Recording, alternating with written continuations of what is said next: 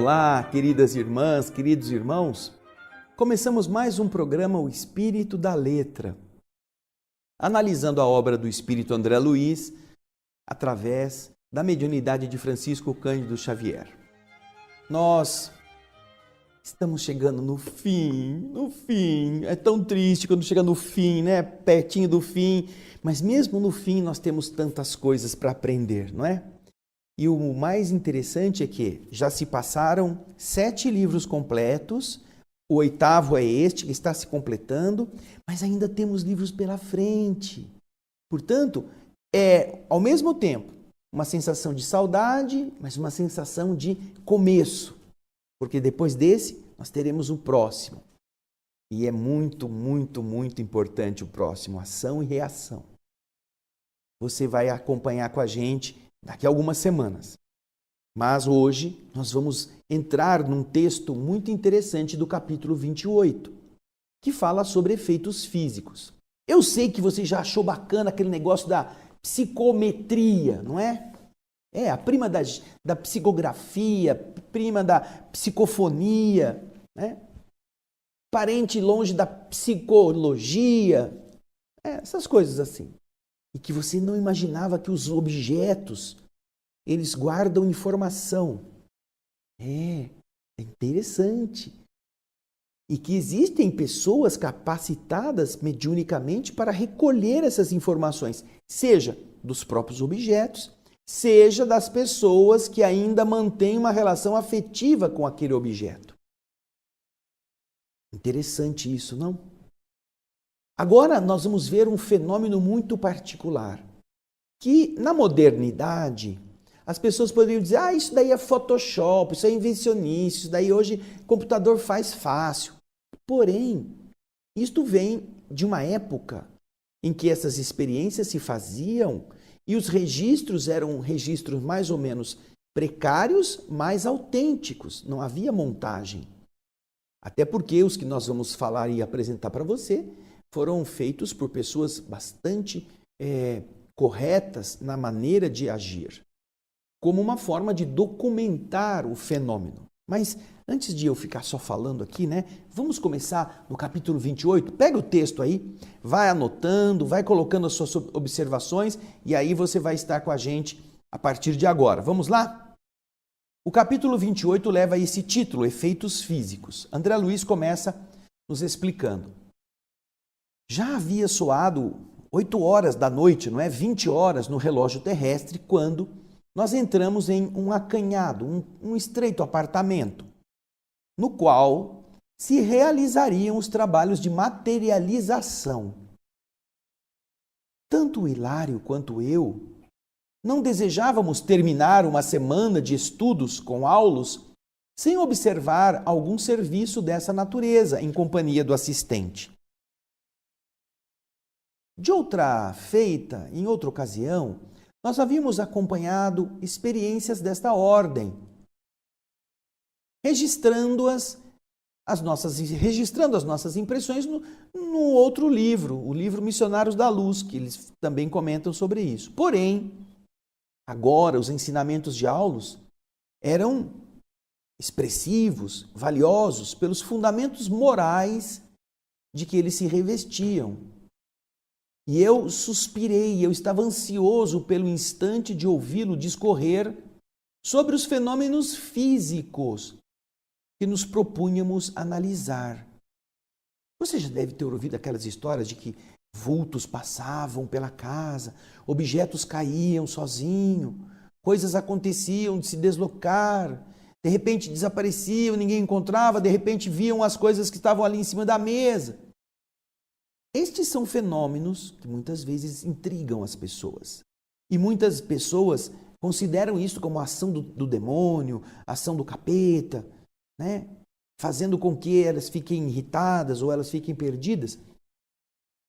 Mas nós vamos entender que o mundo invisível pode atuar sobre o mundo visível, além daquelas histórias que você já ouviu de pessoas que ficam em casa, às vezes até no meio do mato, no meio do canavial, e começam a cair pedras chovem pedras no seu telhado. Roupas molhadas pegam fogo sozinhas. Imagina isso. efeitos físicos que intrigam e que obviamente causam pavor nas pessoas. Como que estas coisas acontecem? Como que a doutrina espírita pode explicar isso? Nós vamos ver neste capítulo. Então, vamos voltar ao texto para a gente poder continuar a ouvir o que André Luiz está contando. Vamos lá. O recinto destinado aos trabalhos era constituído de 2 peças, de 2 cômodos. Uma sala de estar ligada a uma estreita câmara de dormir. Uma sala e um quarto. O aposento íntimo, transformado em gabinete, transformado em um ambiente onde iria ser colocado ali uma pessoa, ele albergava, ele hospedava, ele asilava o médium, aquele que estaria ajudando com suas energias, não é? E esse médium era um moço, ainda jovem, enquanto que na sala, no outro cômodo, espalhavam-se 14 pessoas, aparentemente bem intencionadas, dentre as quais se destacavam 2 senhoras doentes, que representavam o motivo principal daquela reunião, uma vez que pretendiam recolher a ajuda amiga dos espíritos materializados. Estavam doentes e a materialização poderia facultar uma intervenção direta no seu problema de saúde. Indicando as 2 senhoras, o nosso orientador falou com uma grave entonação de voz. Venho com vocês até aqui, André e Hilário, considerando as finalidades do socorro aos doentes. Porque, embora sejam muitas as tentativas de materialização de forças do nosso plano na Terra, com raras exceções, quase todas se desenvolvem sobre lastimáveis alicerces que primam, que enfocam ou que se notabilizam por infelizes atitudes dos nossos irmãos encarnados. Muitas reuniões de materialização podem ser contabilizadas, podem ser conhecidas, porém, a maior parte delas é para coisas inadequadas, curiosidades, shows. Porém, o instrutor está dizendo, eu trouxe vocês aqui porque somente neste momento a busca pela saúde de pessoas aflitas é que justifica uma reunião como esta. Porque a maior parte das outras reuniões de materialização no mundo são apenas coisas vazias. E ele continua explicando. Só os doentes, por enquanto, no mundo, justificam, a nosso ver, um esforço desta espécie, junto das raras experiências essencialmente respeitáveis e dignas, realizadas pelo mundo científico em benefício da humanidade. Alguns cientistas têm feito experiências assim, com interesse de aprender e ajudar as pessoas. Mas, tirando essas, só quando se vai fazer uma reunião para tratamento de saúde de enfermos é que se justifica, segundo Aulus, uma reunião em que exija-se tanto preparo e vai se consumir tanta energia. Aí o André está dizendo que eles queriam alongar essa conversa. No entanto, bem próximo a nós, diversos trabalhadores iam e vinham, dando a perceber o início dos trabalhos daquela noite.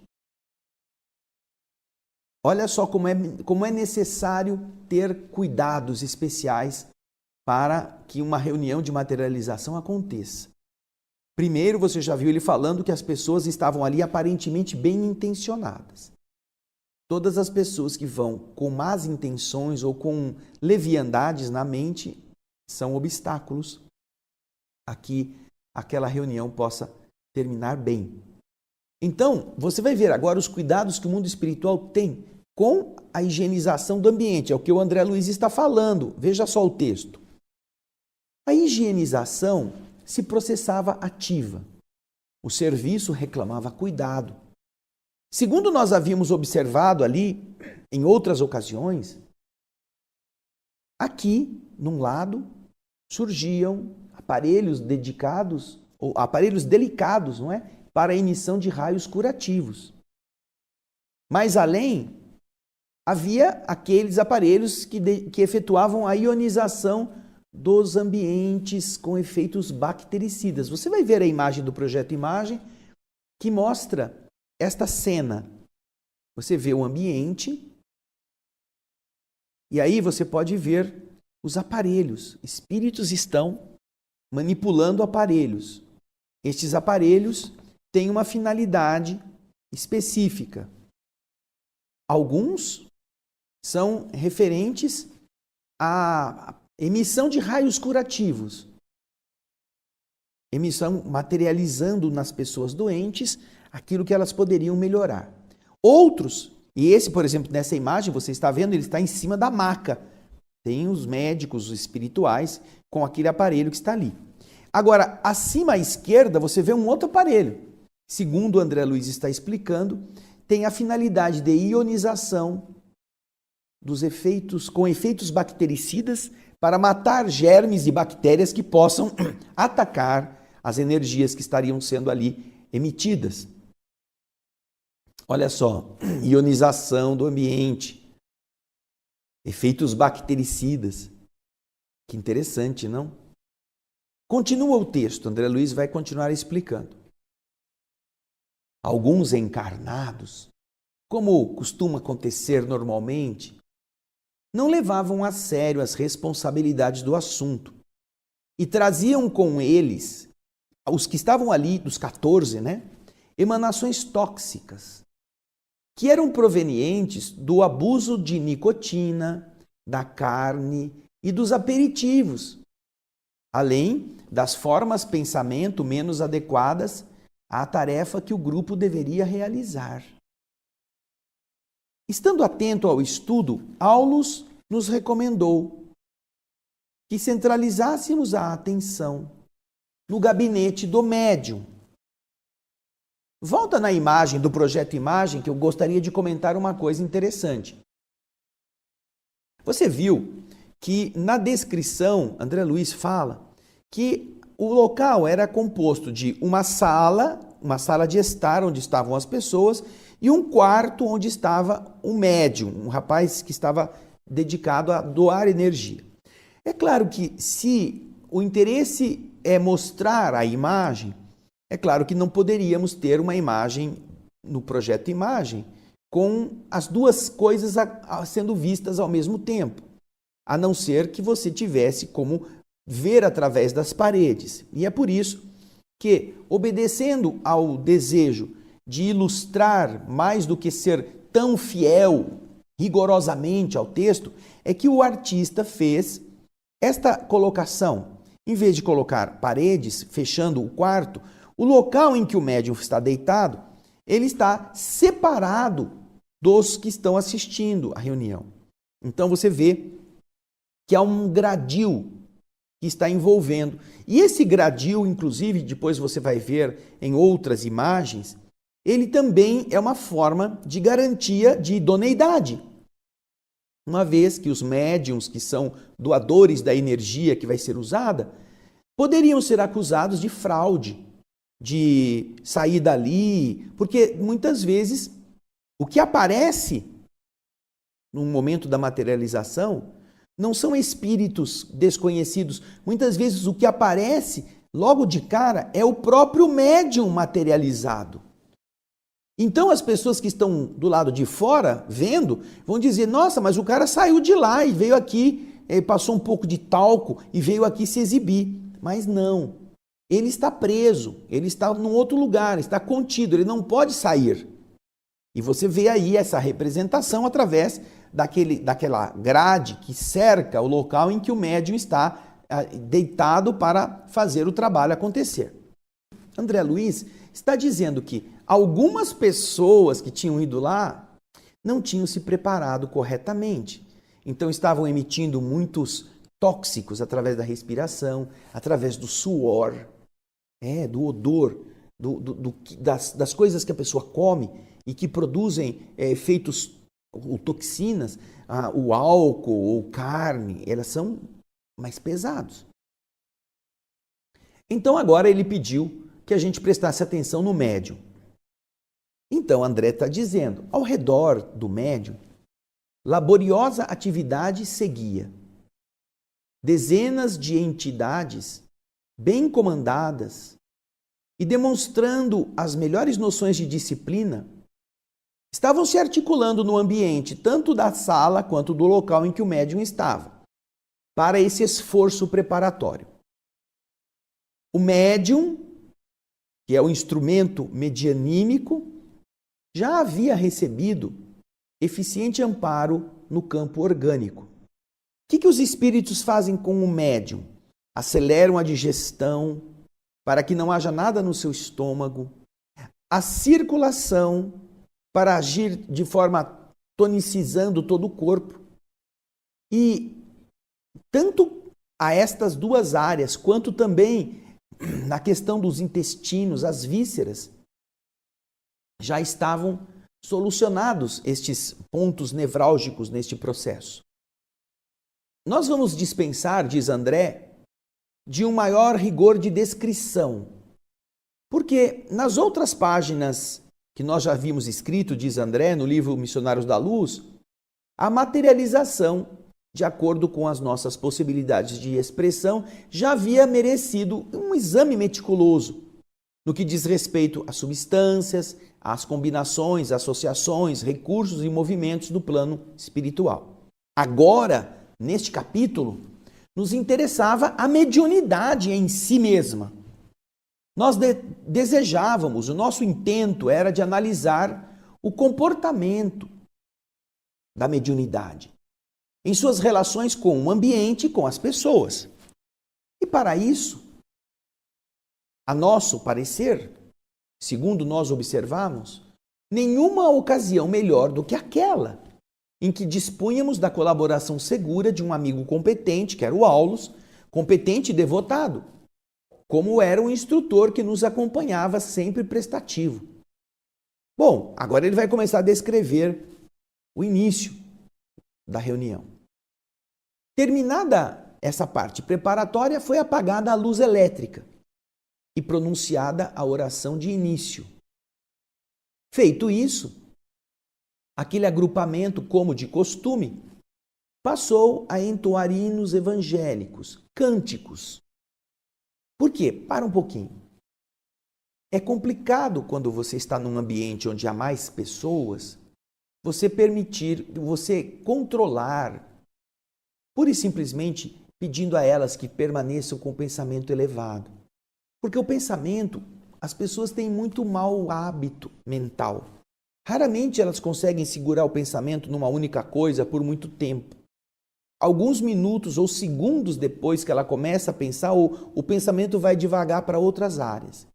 E neste momento, estas áreas e esses pensamentos podem estar contaminando o ambiente com imagens ruins, com pensamentos que surjam e que não sejam adequados. Então, para que exista uma harmonização mental das pessoas, é comum que nessas reuniões se cante determinadas músicas que todos possam estar envolvidos por elas. Por quê? Porque para cantar, você mantém o pensamento preso naquilo que vai falando. Você não deixa o pensamento divagar. E como se tratam de hinos ou de canções de cunho elevado, como ele disse ali, de cunho evangélico, isto ajuda a equilibrar as vibrações do recinto. Todo mundo passando a vibrar naquilo que a música está falando. Entende por quê? Não é por um comportamento místico, que se não cantar os espíritos não vêm. Não. É que para você harmonizar aquelas 14 cabeças, cada uma com as suas ideias, a música é um processo que harmoniza todo mundo ao mesmo tempo. Continua o texto explicando.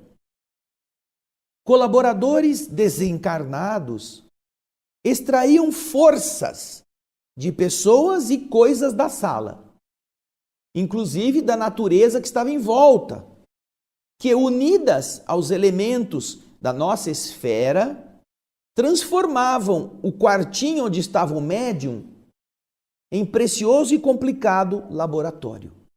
Lá onde estava o médium deitado. Então eles tiravam das pessoas que estavam ali na sala, dos objetos, da natureza externa, energias. E estas energias iam ser utilizadas lá naquele local onde o médium estava deitado. Agora o texto continua explicando. Correspondendo à atuação magnética dos mentores responsáveis, o médium se desdobrou. Você já viu aí, vai ver novamente. O que é desdobrar? O médium sai do corpo, o seu espírito, o seu perispírito deixam a matéria. Vai ver o projeto imagem aí, mostrando a imagem na câmara em que está o médium. Vocês estão vendo que ele está deitado no corpo físico, mas ao mesmo tempo ele está em pé, fora do corpo físico. E há uma ligação energética da mente dele, do cérebro físico, à mente do seu espírito, do seu perispírito em pé.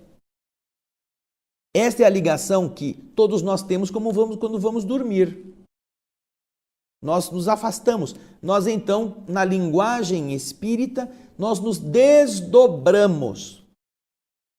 É como um dobro, sai um indivíduo e fica o outro.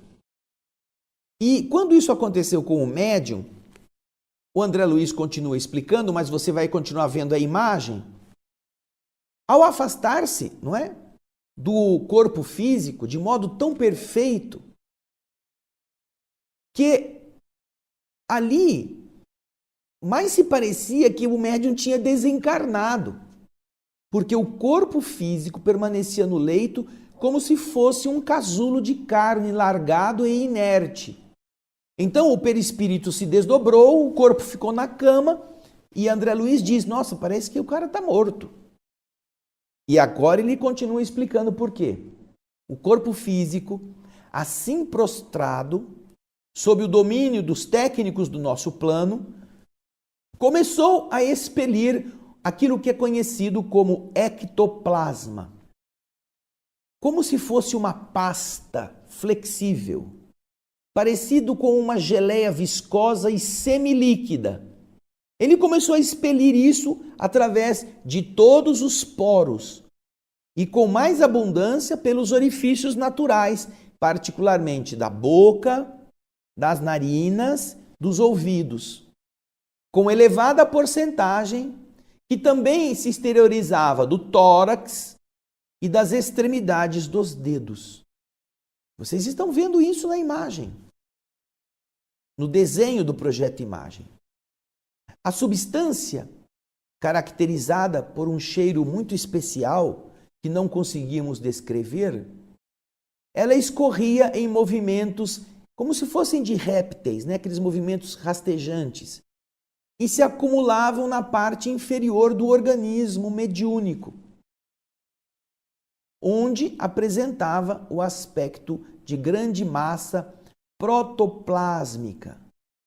O protoplasma é aquela substância que está contida no interior das células, viva e tremulante. Então você observa que aí nós já começamos a entender alguma coisa. Apesar de que o desenho não deixou esta informação para que você pudesse ver o ectoplasma tem uma densidade.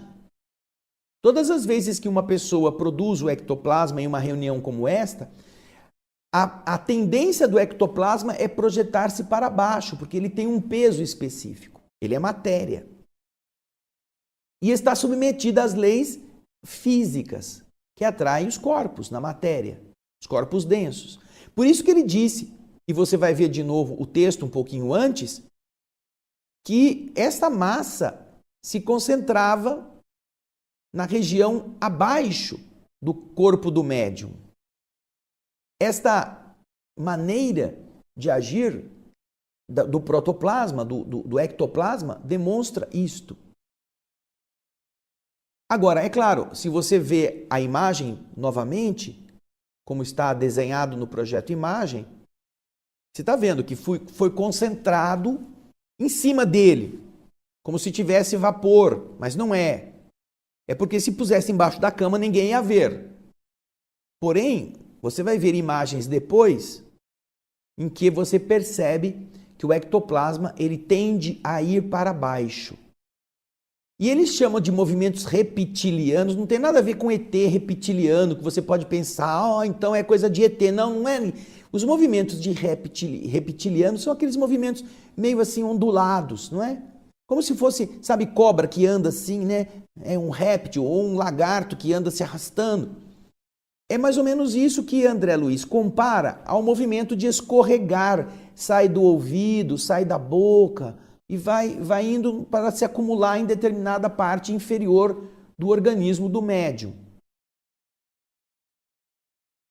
E ali é que ele se reunia naquela forma, como você viu no texto, um aspecto de uma massa protoplásmica, uma coisa viva e tremulante. Ah, que interessante, né? Você imagina você vendo um negócio desse num ambiente? Companheiros nossos, diz André, espíritos nossos, amigos, prestavam carinhosa assistência ao médium que estava separado do corpo físico, como se ele fosse um doente ou uma criança. Ao largo disso, à margem desta ação, Aulus esclareceu de maneira bastante atenciosa. O ectoplasma está em si tão associado ao pensamento do médium quanto as forças do filho em formação no útero da mãe se encontram ligadas à mente da mãe. Em razão disso, todo cuidado é indispensável na assistência ao médium. Hilário, que estava ouvindo ali com atenção, perguntou: esse cuidado, seu Aulus, ele é decorrente da possibilidade de uma inconveniente intervenção do médium nos trabalhos?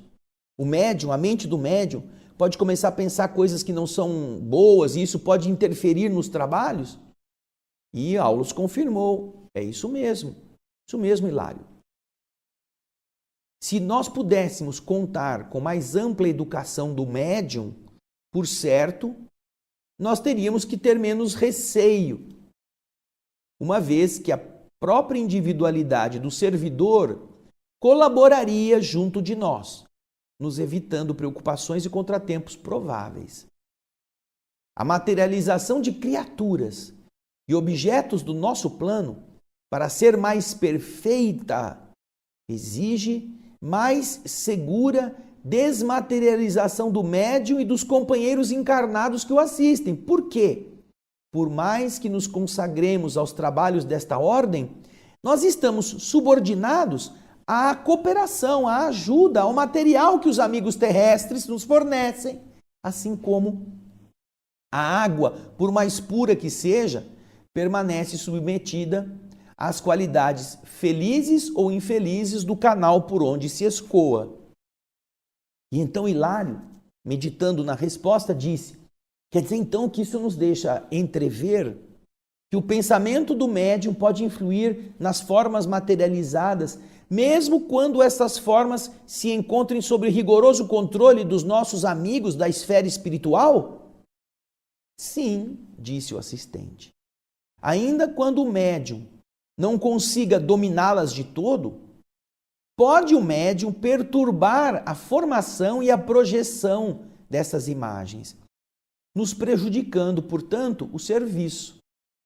Daí a necessidade imperiosa, o impositivo da completa isenção de ânimo, de vontade pessoal, de interesse, por parte de todos aqueles que se devotam a semelhantes realizações. E apesar de estar satisfeito com a explicação, continuou Hilário ponderando. Olha, seu Aulus, as faculdades de materialização desse modo não parecem então que são um privilégio para os seus portadores. Porque muitas vezes você pode pensar assim, né? Ah, mas o fulano é médium de materialização, nossa, faz cada maravilha, meu Deus do céu, que homem, que mulher dotada de poderes sublimes. A pergunta do Hilário, que fala sobre o privilégio que eventualmente possam ter ou sentir-se detentores estes médiuns, não tem nenhum motivo para ser assim. E o instrutor disse: é verdade, de modo algum, Hilário. Depois de breve pausa, Aulus continuou explicando. O próprio verbo referente ao assunto, no sentido literal, não encoraja qualquer interpretação em desacordo com a verdade.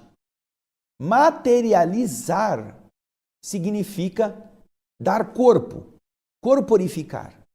Ora, considerando-se que mediunidade não traz sublimação, e sim meio de serviço, e reconhecendo ainda que a morte não purifica de imediato aquele que se encontra impuro, como poderíamos atribuir santidade a médiuns da terra ou a comunicantes do além pelo simples fato de modelarem formas passageiras entre os dois planos? Quer dizer, então, que essa força... E Hilário nem terminou. Aulus percebeu o pensamento e encurtou a conversa afirmando: essa força materializante, Hilário, é como as outras manipuladas em nossas tarefas de intercâmbio.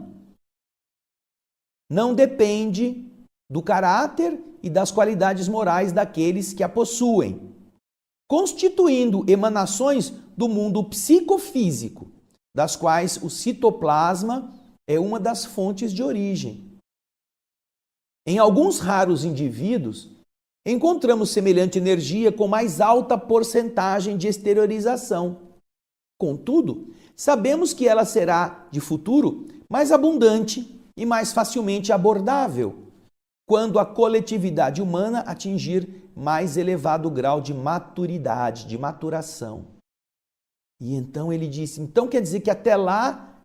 E o Aulus responde, até lá, nós nos utilizaremos dessas possibilidades como quem aproveita um fruto ainda verde, em circunstâncias especiais da vida, suportando, correndo risco, porém, do assédio de mil surpresas desagradáveis ao recolhê-lo, uma vez que em experiências como esta, nós nos submetemos a certas interferências mediúnicas indesejáveis, tanto quanto a influências menos edificantes de companheiros encarnados, francamente despreparados para os serviços desta espécie. Hilário, que escutava atencioso a lição, ainda perguntou: imaginemos que o médium esteja possuído de interesses inferiores, seja em matéria de afetividade mal conduzida, de ambição desregrada ou de pontos de vista pessoais nos diversos departamentos das paixões comuns. E deixou isso ainda sem terminar.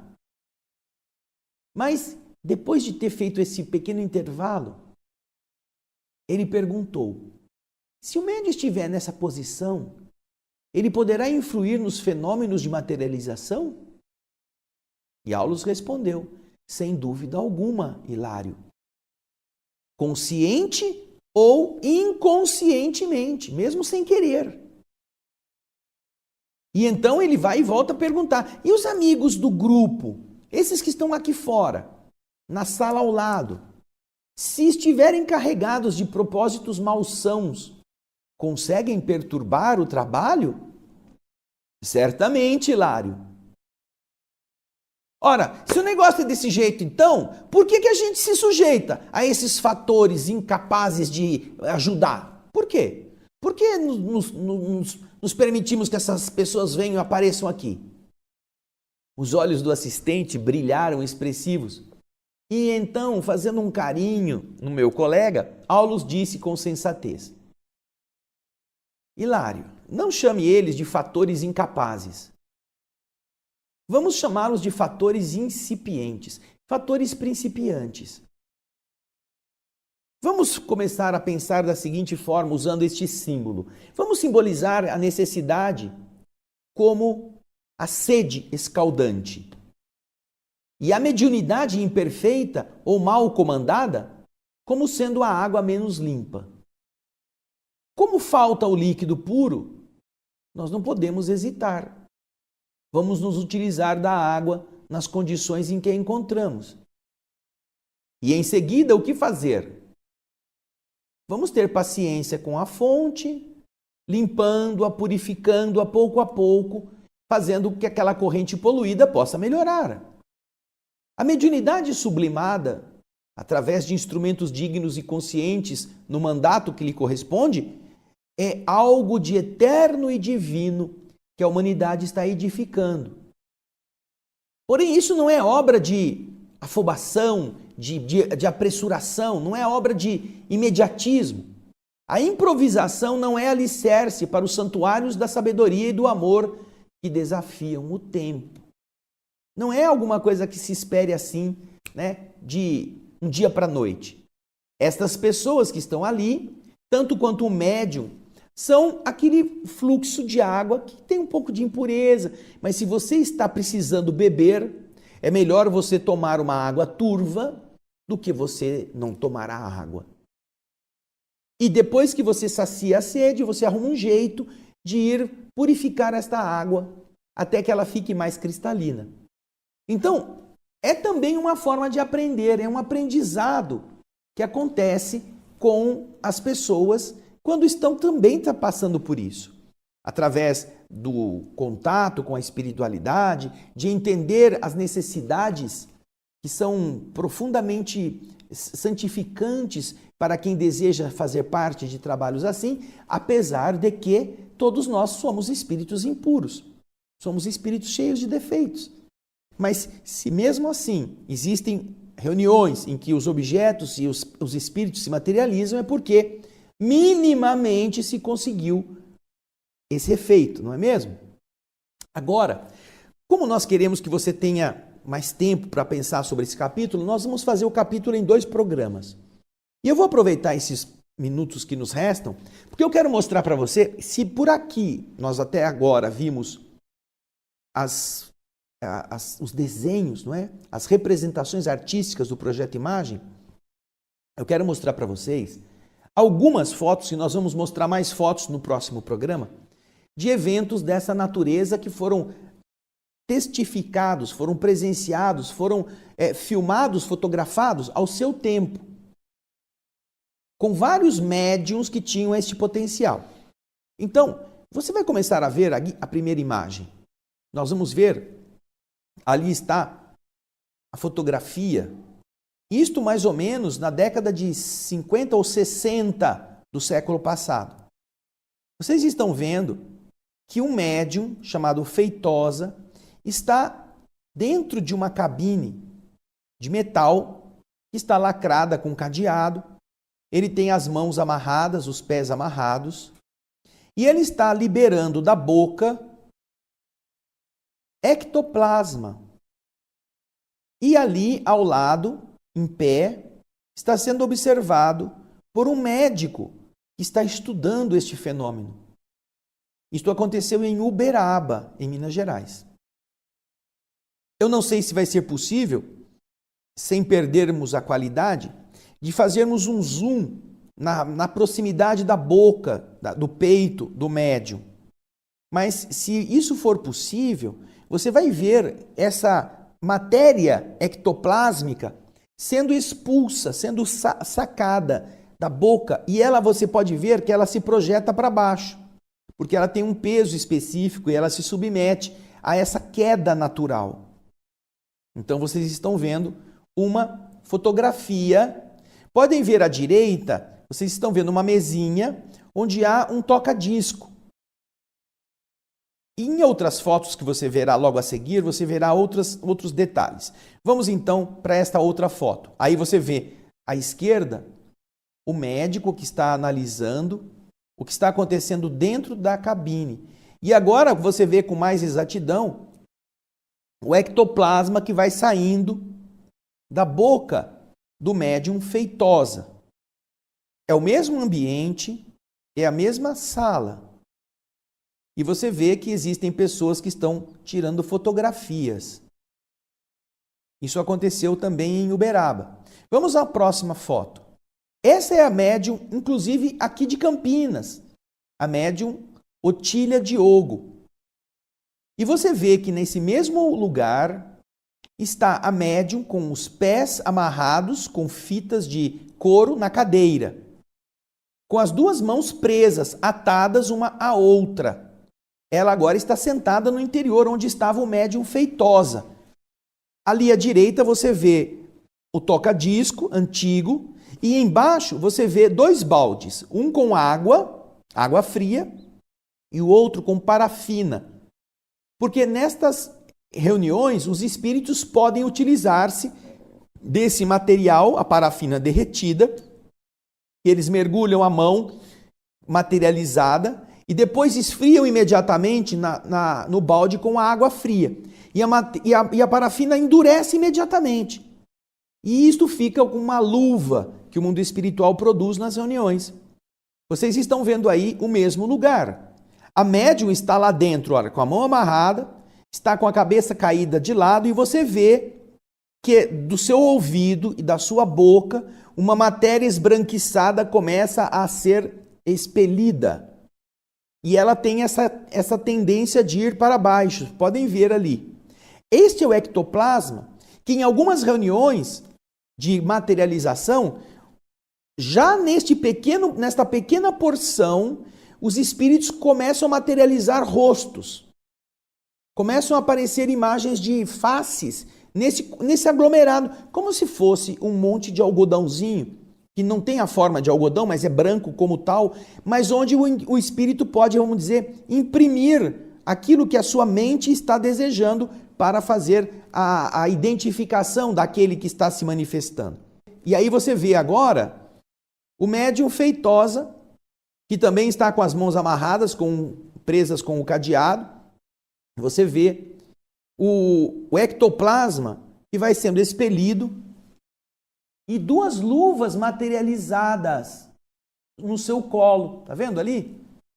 Como se mãos estivessem já sendo modeladas no ectoplasma que vem do ouvido, do nariz e que se concentra embaixo e vai indo para o chão. Tá vendo? É muito interessante o fenômeno da materialização. Uma luva está sobre o seu joelho e se você prestar atenção, tem outra luva que está saindo da boca. Olha lá, ó. Está pendurada. Um ectoplasma um pouco mais escuro, mais cinza. Aí você vê também uma foto com a materialização inicial, saindo da boca da médium. Esta não foi aqui no Brasil, é de uma outra procedência, mas também o médium está sendo seguro com as mãos pelas pessoas que estão à sua volta. E isso vai sendo, vamos dizer, registrado através dessas fotografias antigas, em branco e preto, e que realmente são mais fidedignas do que se fossem hoje feitas, porque as pessoas estariam dizendo, isso daí foi o Photoshop que fez, isso aí dá para fraudar. Então, aí, mais um exemplo do ectoplasma sendo expelido, no caso pela orelha, e projetando-se sobre aquele aparador que está ali, ou é uma mesinha, a gente não vê direito, uma foto bem antiga, que também me parece não ser aqui do Brasil. Com isto, nós estamos ilustrando aquilo que André Luiz está mostrando aqui, mas nós vamos deixar as coisas mais bonitonas, mais interessantes para o próximo programa, tá bom? Obrigado pela sua audiência, eu espero que você possa ir lendo o restante da descrição da materialização e nós nos veremos na próxima semana com o final do capítulo 28. Espero você. Obrigado, até lá e muita paz.